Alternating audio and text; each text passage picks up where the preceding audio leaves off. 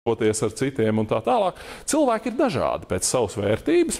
Ja? Tieši tāpēc ir labi, ja sabiedrībā ir, atrasts kāds izcils indivīds, kurš tad var ņemt uz sevis tās sabiedrības pārvaldes funkcijas. Ja? Tas tad ir attiecīgi arī šis te vadonis ar lielo V.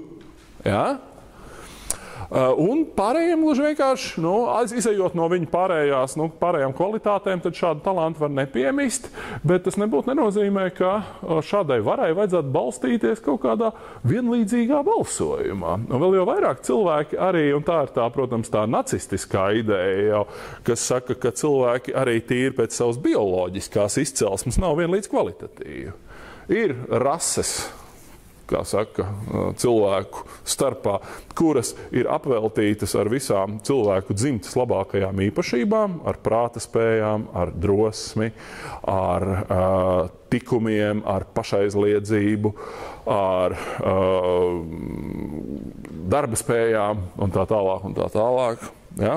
Tā ir, protams, attiecīgi šajā nacistiskajā doktrīnā, tā tad ir, protams, tā, augstākā, kvalitatīvā cilvēces daļa. Ja? Tad zem viņiem tur ir kaut kādi tādi visādi radījumi, kuri varbūt ir tīri noderīgi kaut kādu zemāku fizisku darbu un primitīvāku funkciju veikšanai. Tās tad ir visas tur tās, kā saka, tās, dīvainās slāvu un arī baltiešu tautiņas, vai ne, kas apdzīvo mūsu reģionu. Vai ne? Un tad, protams, ir tā cilvēka kategorija, kas ir īstenībā visu šo cilvēcisko tikumu visspilgtākais noliegums, vai ne? Un, protams, tie tad ir tie ebreji, vai ne? Un viņi ir dažādi, viņi ir apmēram tā kā dažādas kvalitātes suņi, vai ne? Kad ir tāds labs suns, kurš ir spējīgs skriet ātri un, būt uzticīgs saimniekam un gudrs un tā tālāk, ja? Bet ne jau viss tādi ir, vai ne? Tur ir visādi, kā saka, arī mazvērtīgāki lopiņi, vai ne? Un pateikt, ka viņi visi vienādi, ir vienkārši noziegums un stulbums, vai ne? Tā nedrīkst darīt, tāpēc arī laba sabiedrības iekārta nekad nevar balstīties šajā vienlīdzības idejā. Ja? Labai sabiedrības iekārtē jāņem vērā tas, ka arī cilvēku un dažādu bioloģiski nosacītu grupu starpā pastāv, zinām, hierarhija. Ja?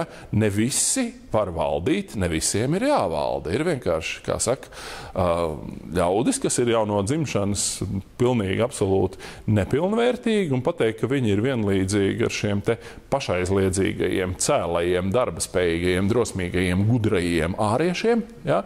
Ir vienkārši muļķīgi. Ja? Tās ir tās, kā saka, dažādi veidi politiskās rasu teorijas, kuras, kā mēs to zinām, uzplauka 20. gadsimta sākumā. Mūsdienās, protams, tā runāt īsti vairs nav pieņemts, proti tajā ziņā, ka šīs bioloģiskās izcelsmes teorijas ir pilnībā atspēkotas un noraidītas. Vienlaikus mēs itin bieži dzirdam arī šo pieņēmumu par to, ka, kā saka, vienlīdzība nav tā labākā vērtība,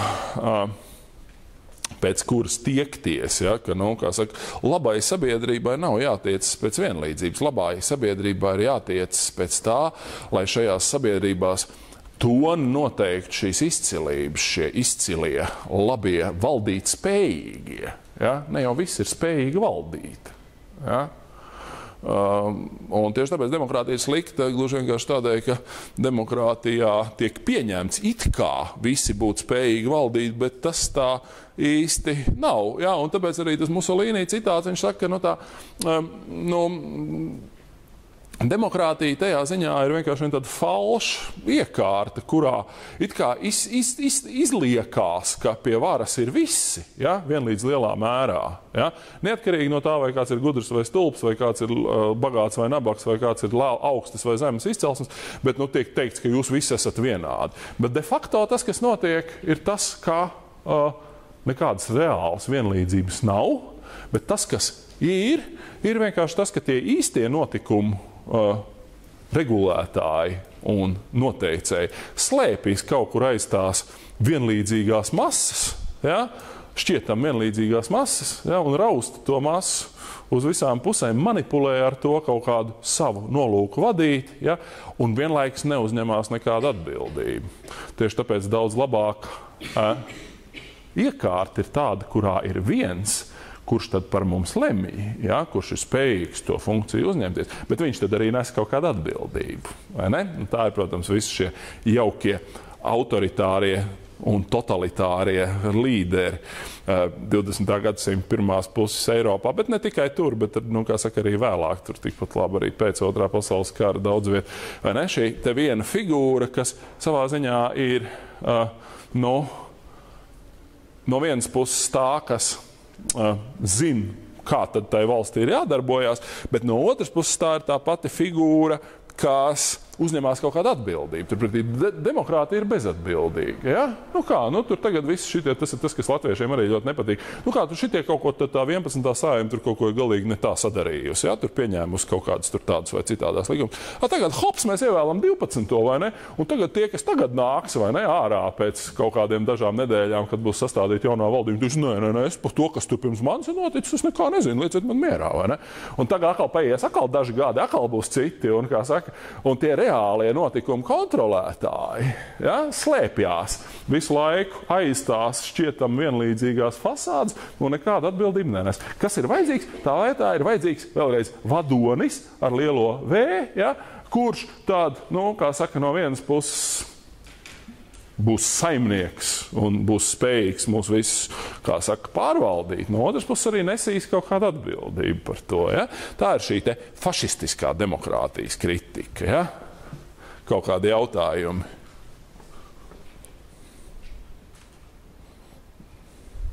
Nav jautājumu?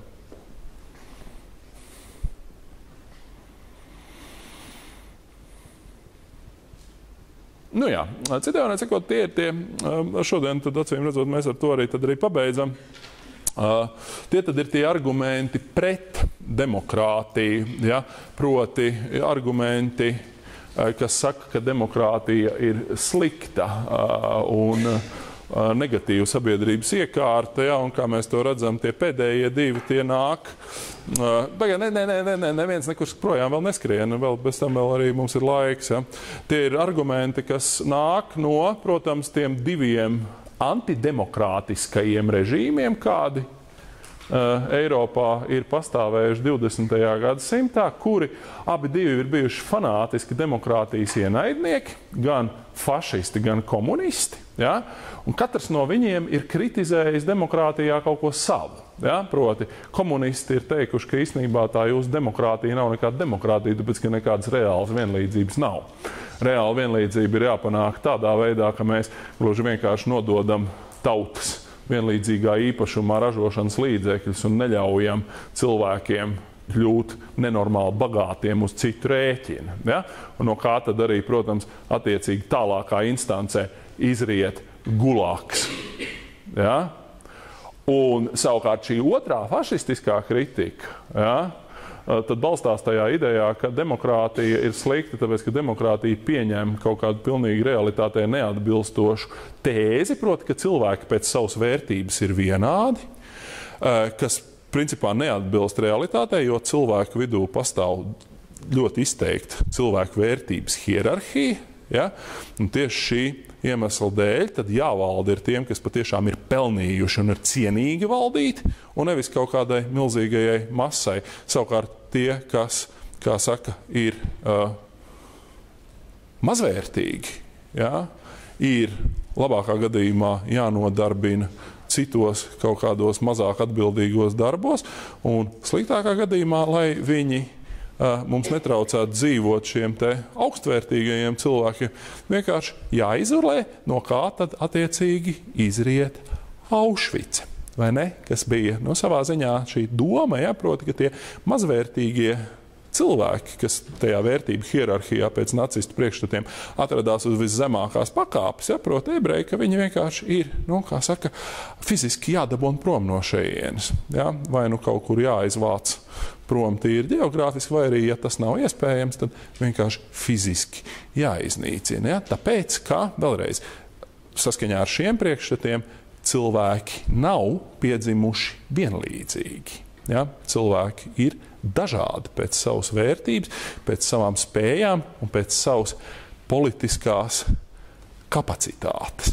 Ja? Labi, viss, paldies!